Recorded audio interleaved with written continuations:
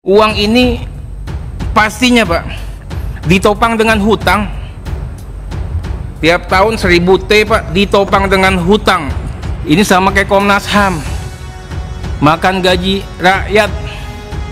Betul Pak, Bapak ini orang gajian banget, kerjanya nggak ada, cuma Bapak kerjakan 2 miliar 3 miliar sebulan.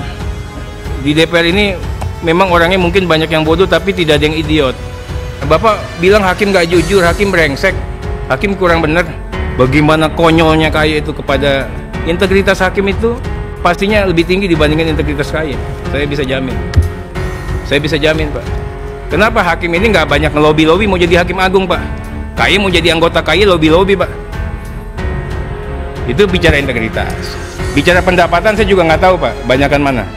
Ya. Fokus anggaran Pak. Iya. Katanya mau memperbaiki hakim. Perbaiki diri sendirilah dulu Pak. Terima kasih sudah klik video ini. Jangan lupa tekan tombol subscribe untuk bergabung.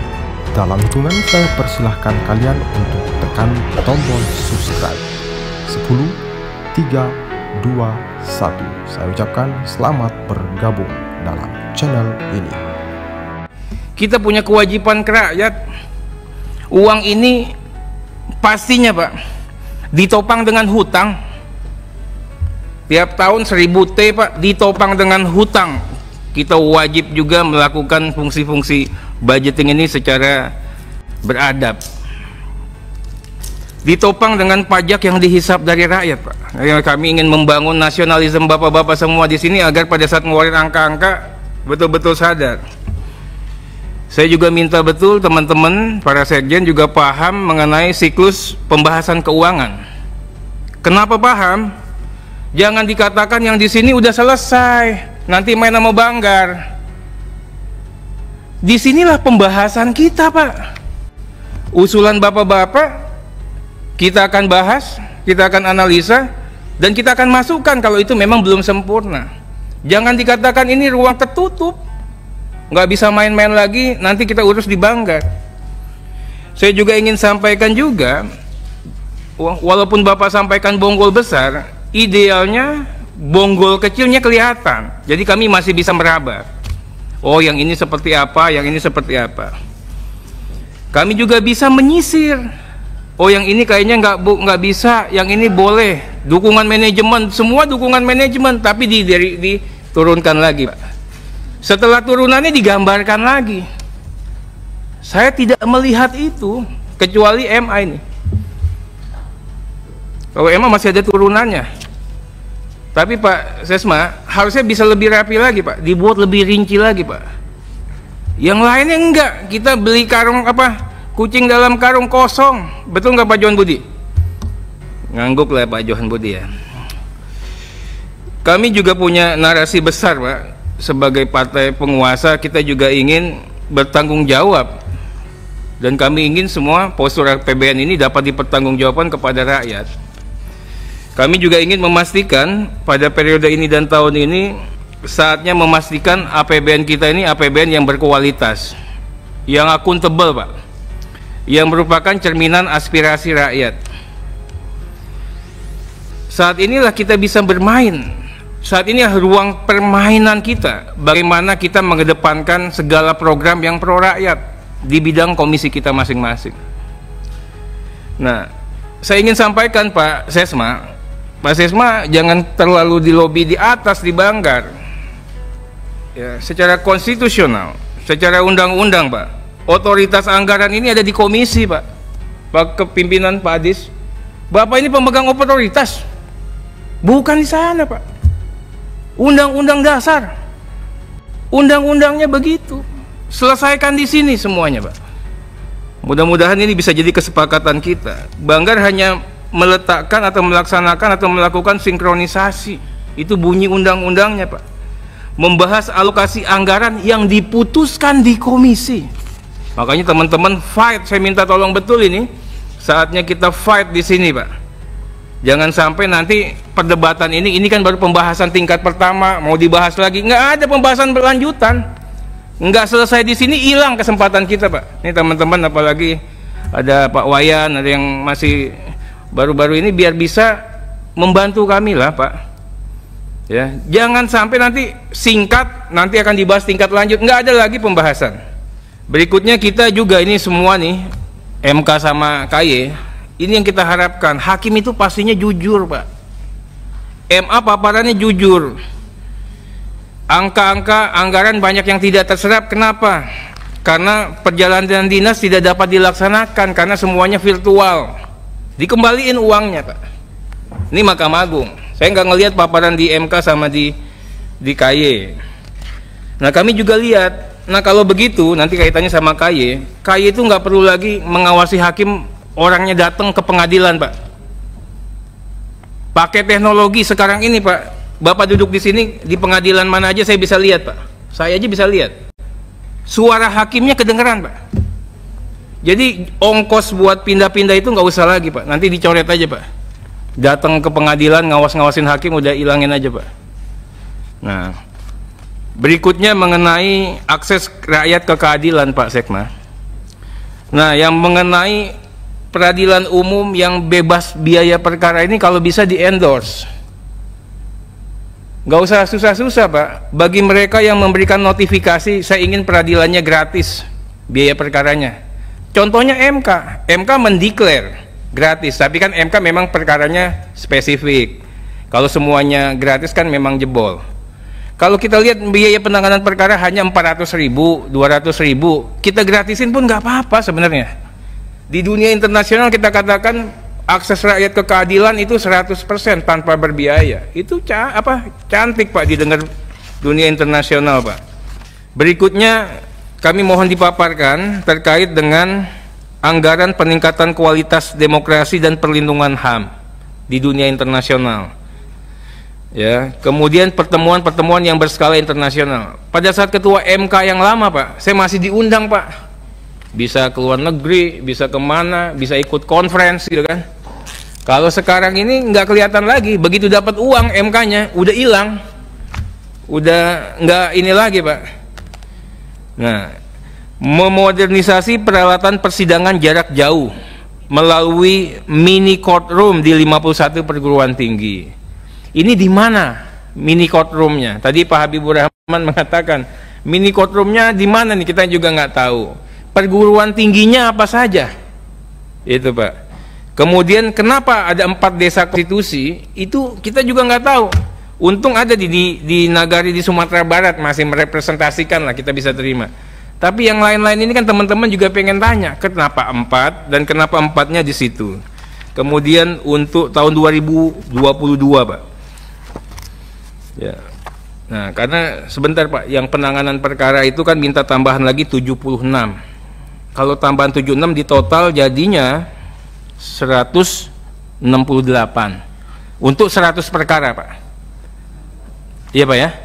Nah, saya ingin penjelasan Bapak, saya pastinya mendukung nih Pak. Jadi Bapak jangan salah sangka, pastinya kita mendukung. Tapi jangan sampai nanti Mahkamah Agung bilang kalau 100 perkara 1,6 miliar ya. Bukan Pak, 100 perkara itu 168 miliar. Jadi, satu perkara di MK itu ongkosnya 1,6 M. Ya Pak ya. Mahkamah Agung bilang kalau saya dikasih duit segitu Pak Arteri, wah saya bisa lebih bagus lagi daripada Mahkamah Agung, Mahkamah Konstitusi. Nah ini juga nanti tolong bahasanya kita coba sehalus mungkin Pak Sekjen. Kami tahu betul bagaimana Bapak bekerja dan teman-teman di MK bekerja dengan sangat luar biasa. Tapi jangan sampai nanti Pak Sekjen MA minta lagi, kalau bisa disamain repot kita Pak. Karena satu perkaranya di MK itu 1,6 miliar. Mengenai temuan, saya pikir tidak signifikan temuan yang dihadirkan oleh BPK kepada mitra kami yang namanya Mahkamah Konstitusi. Untuk KY Pak, ini KY Pak Sekjen kan orang baru juga ya Pak ya. Pimpinannya baru, Sekjennya baru. Kami mohon betul Pak, saya selalu kalau sama KY ini diingetin, KY lahir berdasarkan amanat pasal 28B. Pak, bukan KY aja Pak yang lahir berdasarkan konstitusi Pak. Ya, banyak juga yang lahir berdasarkan konstitusi tapi nggak nginget-ngingetin ke kita. Jadi saya ingin tanya nih, maksudnya Sekjen apa? Saya katakan masuknya amanat 24B ini kan kebablasan Pak. Bapak bukan rumpun kekuasaan kehakiman ini karena euforia politik. Jadi Bapak juga harus paham diri, Pak. Tahu diri lah kaya ini, itu ya. Nah, kemudian kami juga mohon ya anggarannya ya dikatakan di sini sasaran strategis 2020 meningkatkan integritas hakim, meningkatkan kapasitas manajemen internal. Saya katakan peningkatan kepercayaan publik terhadap hakim, ya Pak ya. Meningkatkan kepercayaan publik terhadap hakim itu yang menciptakan Mahkamah Agung apa kaya, Pak? Kalau kaya yang saya tahu hanya jelek-jelekin hakim. Itu Pak. Ini kalau saya salah nanti Bapak sampaikan. Jadi jangan terlalu mengklaim nih, banyak klaimnya Pak. Kemudian yang kedua, saya minta bicaranya logis. Bicaranya logis kenapa? Bapak paparkan di sini ada biaya program sebesar sekian, nanti sekiannya saya bacakan, dipakai untuk meningkatkan pengawasan hakim, penguatan kapasitas hakim, menyediakan profil hakim sesuai dengan standar, pemberdayaan stakeholder, pengelolaan organisasi, melaksanakan integrasi dan meningkatkan profesionalisme. Banyak Pak, luar biasa hebat programnya. Tapi ongkosnya cuma 34 M. Kenapa Bapak nggak perang di yang ini Pak, di 34 M ini yang dibanyakin? Sedangkan dukungan manajemen itu 150 miliar. Ini yang saya katakan sama ini sama kayak Komnas HAM, makan gaji rakyat. Betul Pak, Bapak ini orang gajian banget, kerjanya nggak ada, cuma Bapak kerjakan 2 miliar 3 miliar sebulan. Nah, oke ya, ini mohon dipahami Pak. Sisanya karena sisanya belanja modal, ini nggak cantik banget lah. Saya udah melihat kayak gini, makanya kaya itu sering gangguin orang karena modalnya modal buat makannya gede, tapi buat kerjanya nggak ada modal itu Pak. Nah, berikutnya Bapak mohon pahamin halaman 9. Halaman 9 Bapak uraikan, seolah-olah menguraikan belanja tetap 43, belanja operasional 54. Tapi kaya ini yang buatnya siapa nih Pak Sekjen? Saya minta yang buatnya suruh jujur Pak ya. Di DPR ini memang orangnya mungkin banyak yang bodoh tapi tidak ada yang idiot. Kenapa begitu Pak? Bapak nggak mencantumkan yang namanya non operasional.